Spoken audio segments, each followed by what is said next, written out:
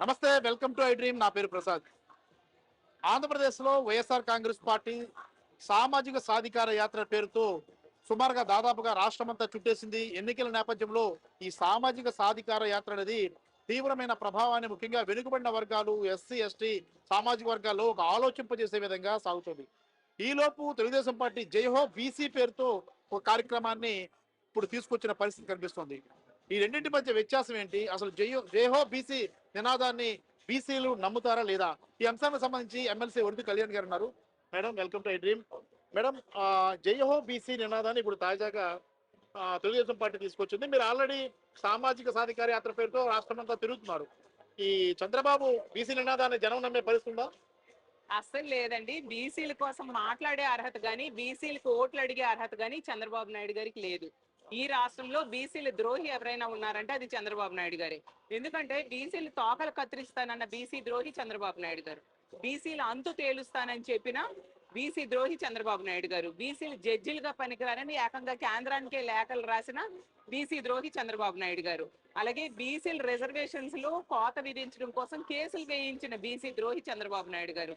అతని పరిపాలనలో ఒక్క బీసీ కూడా ఉద్యోగ అవకాశాలు ఇవ్వని బీసీ ద్రోహి చంద్రబాబు నాయుడు గారు. అలాంటి చంద్రబాబు నాయుడు గారు బీసీల కోసం జైహో బీసీ అంటే బీసీలు ఎవరు నమ్మే పరిస్థితి రాష్ట్రంలో లేదు. బీసీల బాంధవుడు ఎవరైనా ఉన్నారంటే అది జగన్మోహన్ రెడ్డి గారే. అసలు ఆంధ్రప్రదేశ్ రాష్ట్రంలో ఎవరిని అడిగినా చెప్తారు బీసీల ద్రోహి చంద్రబాబు నాయుడు గారు, బీసీల దోస్తి జగనన్న అనే విషయం. అలాగే తీసుకుంటే ఈ రాష్ట్రంలో బీసీలకి పదవుల్లో, పాలసీల్లో, పథకాల్లో అగ్రతాంబూలం వేశారు గౌరవ ముఖ్యమంత్రి గారు అయిన జగన్మోహన్ రెడ్డి గారు. ఈ రోజు తీసుకుంటే లెక్కలేనని నామినేటెడ్ పదవులు 11 మంత్రి పదవులు ఇవ్వడమే కాకుండా డిప్యూటీ సీఎం నుంచి స్పీకర్ వరకు బీసీలకు అవకాశం ఇచ్చారు. రాజ్యసభ స్థానాల్లో 50% బీసీలకే ఇచ్చి దమ్మున నాయకుడని నిరూపించుకున్నారు. ఈ రోజు సంక్షేమ పథకాల్లో కూడా 50% పైగా బీసీలకు అవకాశం ఇచ్చి ఆ బీసీలు అంటే అతనికి ఎంత అభిమానమో బీసీ పక్షపాత ముఖ్యమంత్రిగా ఈ రోజు ముఖ్యమంత్రి గారు జగన్మోహన్ రెడ్డి గారిని ఇచ్చారు. చరిత్రలో ఎప్పుడు అవకాశాలు ఇవ్వని వడ్డెర లాంటి సామాజిక వర్గాలు, బీసీ సామాజిక వర్గాలకు కూడా జగనన్న ముఖ్యమంత్రి అయ్యాక ఎమ్మెల్సీలుగా అవకాశం ఇవ్వడం జరిగింది. బీసీ కులగణన మా బీసీలందరూ ఎప్పటి నుంచో డిమాండ్ చేస్తూ ఉన్నారు బీసీ కులగణన చేయమని. దాన్ని ఈ రోజు ఆంధ్రప్రదేశ్ రాష్ట్రంలో చేపట్టడం జరిగింది. అలాగే 56 బీసీ కార్పొరేషన్స్ ఏర్పాటు చేసి వాళ్ళకి ఒక వ్యవస్థ చైర్మన్లు అలాగే డైరెక్టర్స్ వేసి వాళ్ళకు ఒక గుర్తింపునిచ్చారు జగన్మోహన్ రెడ్డి గారు. అలాగే తీసుకుంటే బీసీల కోసం శాశ్వత బీసీ కమిషన్ కూడా ఏర్పాటు చేయడం జరిగింది. కాబట్టి బీసీల కోసం మాట్లాడాలన్నా, బీసీల కోసం ఆలోచించాలన్నా అది చేస్తున్నది ఒక జగన్మోహన్ రెడ్డి గారి అనే విషయం ఆంధ్ర రాష్ట్రంలో ప్రజలందరూ బలంగా నమ్ముతూ ఉన్న పరిస్థితి.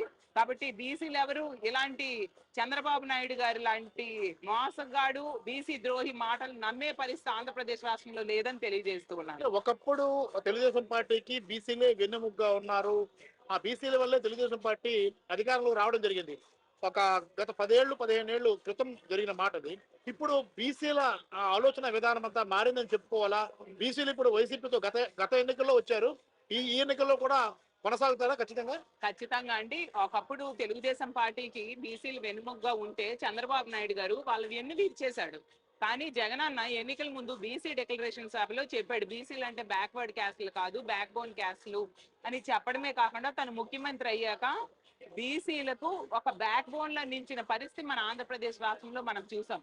కాబట్టి బీసీలందరూ కూడా ఒకప్పుడు తీసుకుంటే మనం చూసాం బీసీలు తమ వాయిస్ ఎవరు చట్టసభల్లో వినిపిస్తారని బేలగా చూస్తూ బాధపడే రోజులు.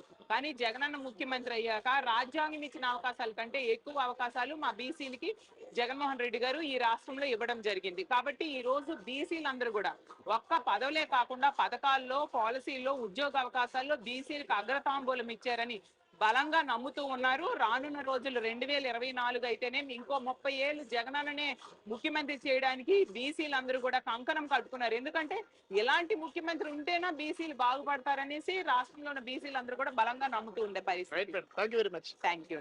అది చూసుకుంటాం కదా. బీసీలు బ్యాక్ బోన్ కాదు, అంటే బ్యాక్వర్డ్ క్లాస్ కాదు, బ్యాక్ బోన్ అనే నినాదాన్ని తొలిసారిగా వైసీపీ ముందుకు తీసుకొచ్చింది.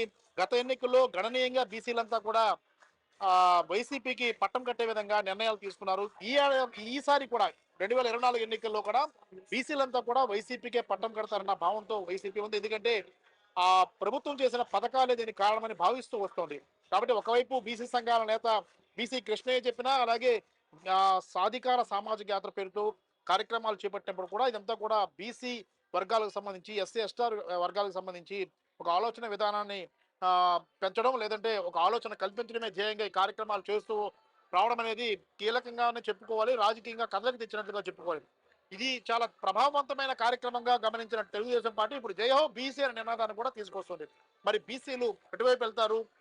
ఖచ్చితంగా వైఎస్ఆర్ కాంగ్రెస్ ప్రభుత్వం చేపట్టిన పథకాలకు మొగ్గు చూపుతారా, జైహో బీసీ నినాదాన్ని నమ్ముతారా అన్నది కాలమే నిర్ణయించాలి. కెమెరామెన్ మూర్తితో ప్రసాద్, ఐడ్రీ మీడియా, విశాఖపట్నం.